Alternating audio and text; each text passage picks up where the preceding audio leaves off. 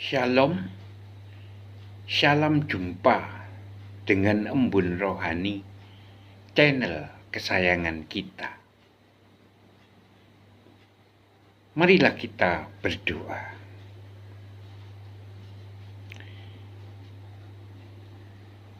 Bapa kami yang bertakhta di dalam surga, perkenankanlah kami menghadap hadirat-Mu dengan mengucap syukur dan terima kasih Tuhan atas kesempatan malam hari ini di mana kami boleh belajar bersama-sama akan bagian daripada kebenaran firman-Mu. Mohon pertolongan-Mu. Di dalam nama Tuhan Yesus Kristus kami mengucap syukur dan berdoa. Amin.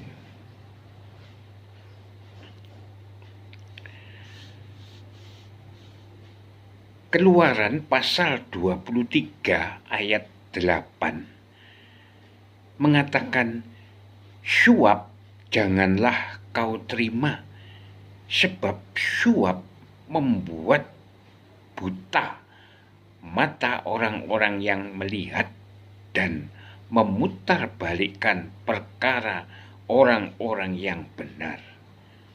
Amin.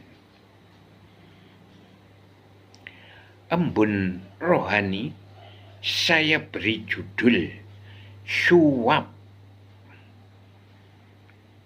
Suap memutarbalikkan kebenaran. Sahabat Embun Rohani yang dikasihi Tuhan, berbicara tentang suap bukanlah hal yang tabu, baru, atau mengejutkan lagi.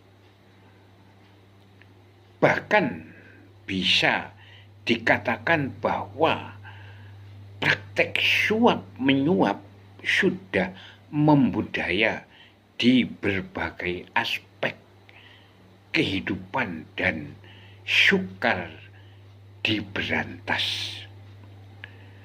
Hari ini firman Tuhan dengan keras memperingatkan kita agar tidak terlibat dalam hal suap menyuap. Apapun alasannya, praktek suap itu tidak berkenan dan sangat dibenci oleh Tuhan. Banyak orang melakukan suap demi memperlancar suatu urusan. Tanpa ada uang pelicin, rasa-rasanya segala urusan tidak dapat berjalan dengan baik. Di zaman sekarang ini, segala sesuatunya dapat dibeli dengan uang.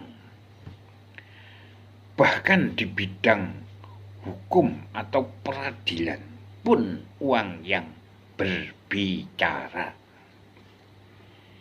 Yang benar, bila disalahkan, sebaliknya yang salah menjadi benar. Itulah dunia. Dengan memiliki uang banyak, siapapun bisa melakukan apa saja yang diinginkan. Di manakah ada kebenaran dan keadilan sejati? Pengkhotbah pasal 3 ayat 16 mengatakan, ada lagi yang kulihat di bawah matahari di tempat pengadilan, di situ pun terdapat ketidakadilan, dan di tempat keadilan di situ pun terdapat ketidakadilan. Amin.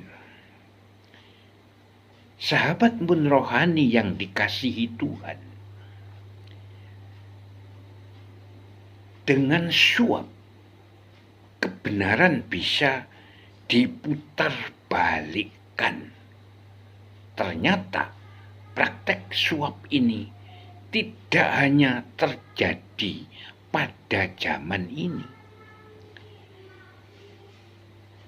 Di dalam Kisah Para Rasul pasal 8 ayat 4 sampai ayat yang ke-25 mencatat ketika Petrus dan Yohanes melakukan pelayanan di Samaria, banyak orang dijamah dan menerima Roh Kudus.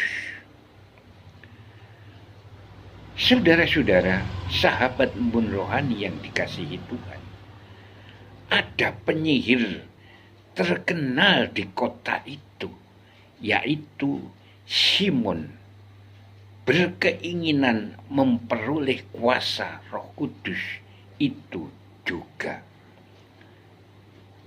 Lalu ia menawarkan uang kepada mereka, yaitu Petrus dan Yohanes, serta berkata, "Berikanlah juga kepadaku kuasa itu, supaya jika aku menumpangkan tanganku di atas seseorang, ia boleh menerima Roh Kudus." Ini bisa kita baca di dalam Kisah Rasul pasal 18. Kisah Para Rasul pasal 8 ayat 18 sampai 19. Namun saudara-saudara, sahabat embun rohani yang dikasihi Tuhan, dengan tegas kedua rasul itu menolak. Tetapi Petrus berkata kepadanya, "Binasalah kiranya uangmu itu bersama dengan engkau, karena engkau menyangka bahwa engkau dapat membeli karunia Allah dengan uang." Itu bisa kita baca di dalam Kisah Rasul pasal 8 ayat 20. Sahabat pun rohani yang dikasihi Tuhan, tapi itu memang suap itu enak, tetapi hati nurani akan terus mendakwa kita. Hentikan menyuap dan menerima suap, karena itu adalah kebencian Tuhan. Amin. Mari kita berdoa. Tuhan Yesus, sungguh luar biasa akan kebenaran daripada firman-Mu.